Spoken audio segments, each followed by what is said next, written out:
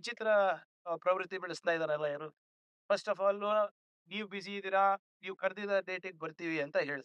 ಕರೆದ್ರೆ ಇಲ್ಲ ನನ್ಗೆ ಈ ಡೇಟ್ ಆಗಲ್ಲ, ಬೇರೆ ಡೇಟ್ ಕೊಡ್ತೀನಿ. ಇವ್ರ ಸಮ್ಮುಖದಲ್ಲೇ ಆಗ್ಬೇಕು, ಅವ್ರ ಸಮ್ಮುಖದಲ್ಲೇ ಆಗ್ಬೇಕು ಅಂದ್ರೆ ಏನಿದು? Is the chief minister of Karnataka. You are the union minister of India. ಯಾಕೆ ಹೀಗೆ ವರ್ತನೆ ಮಾಡ್ತಾ ಇದ್ದಾರೆ? ಒಬ್ರು ಮಾಜಿ ಮುಖ್ಯಮಂತ್ರಿ, ಹಾಲಿ ಕೇಂದ್ರ ಸಚಿವರು, ನೀತಿಗಳಾಗ್ಲಿ, ಯೋಜನೆಗಳಾಗ್ಲಿ ಬೀದಿನಲ್ಲಿ ಅವ್ರೇನ್ ಹೇಳಿದ್ರು ಮೊದ್ಲು? ನಾನ್ ಖಾಲಿನೇ ಕೂತಿದ್ದೀನಪ್ಪ, ಮಾನ್ಯ ಮುಖ್ಯಮಂತ್ರಿಗಳು ಬ್ಯುಸಿ ಇದ್ದಾರೆ, ಅವ್ರು ಯಾವಾಗ ಕರೀತಾರೆ ನಾನ್ ಬರ್ತೀನಿ ಅಂತ ಹೇಳಿ. ಯಾರು ಹೇಳಿದ್ದು?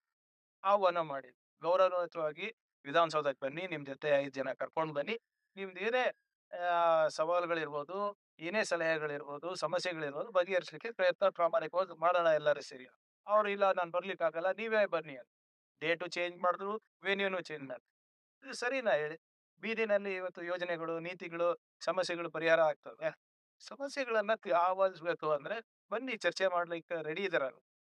ಆದ್ರೆ ಇವರು ಮುಖ್ಯಮಂತ್ರಿಗಳಿದ್ರಲ್ಲ ಇವ್ರು ಮುಖ್ಯಮಂತ್ರಿಗಳೆಲ್ಲ ಎಷ್ಟ್ ಸರಿ ಹೀಗೆ ಬೀದಿನಲ್ಲಿ ಹೋಗಿ ಚರ್ಚೆ ಮಾಡಿದ್ದಾರೆ ವಿರೋಧ ಪಕ್ಷದವ್ರ ಜೊತೆ?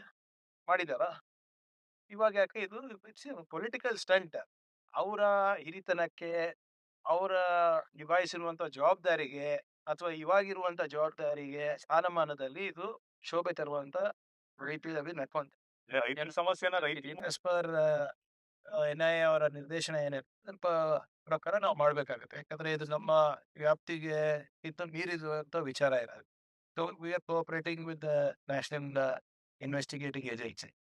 ಏನೇ ಇದ್ರೂ ಕೂಡ ಹೆಚ್ಚಿನ ಮಾಹಿತಿ ಬೇಕಾದ್ರೆ ಅಥವಾ ಹೆಚ್ಚಿನ ತನಿಖೆ ಮಾಡ್ಬೇಕಾದ್ರೆ ಅವ್ರ ನಿರ್ದೇಶನ ಕೊಟ್ಟು ನಾವು ಮಾಡಿ ಅವರಿಗೆ ಸಹಕರಿಸ್ತೀವಿ. ಈ ಸರ್ಕಾರ ತಪ್ಪು ಸಂದೇಶ ಹೋಗೋದು ಬೇಡ ಸಾರ್ವಜನಿಕರಿಗೆ. ಯಾವುದೇ ರೀತಿಯಾದಂತ ಸ್ಲೀಪರ್ಸ್ ಆಗಲ್ಲ. ಈಗ ಇವರೆಲ್ಲ ಎಲ್ಲಿಂದ ಬರ್ತಾ ಇರೋದು? ಇವ್ರ್ಯಾರು ಕನ್ನಡಿಗರಲ್ಲ, ಕರ್ನಾಟಕದವರಲ್ಲ.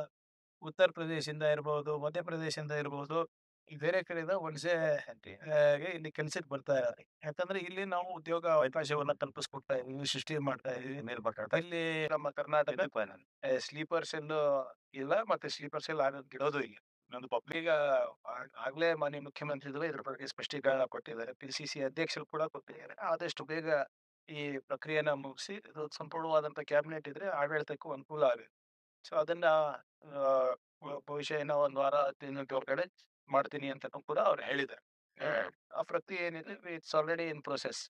ಈಗ ಈ ರೈತರ ಸಮಸ್ಯೆ ಇರ್ಬೋದು, ಕಾರ್ಮಿಕರ ಸಮಸ್ಯೆ ಇರ್ಬೋದು, ಮಹಿಳೆಯರ ಸಮಸ್ಯೆ ಇರ್ಬೋದು, ಯುವಕರ ಸಮಸ್ಯೆ ಇರ್ಬೋದು, ಯಾವತ್ತಾರ ನೀವು ಬೀದಿನಲ್ಲಿ ಚರ್ಚೆ ಮಾಡಿದಾರ? ಯಾರನ್ನ ಮಾಡಿದಾರ? ಎಸ್, ಒಂದು ಯಾರಾದ್ರು ಮಂತ್ರಿಗಳು ಹೋಗ್ತಾರೆ, ತಿಳ್ಕೊಂಡ್ ಬರ್ತಾರೆ, ಸಂಬಂಧಪಟ್ಟಂತ ಇಲಾಖೆದವ್ರು ತಿಳ್ಕೊಂಡ್ ಬರ್ತಾರೆ, ಮುಖ್ಯಮಂತ್ರಿಗಳ ಜೊತೆ ಚರ್ಚೆ ಮಾಡ್ತಾರೆ.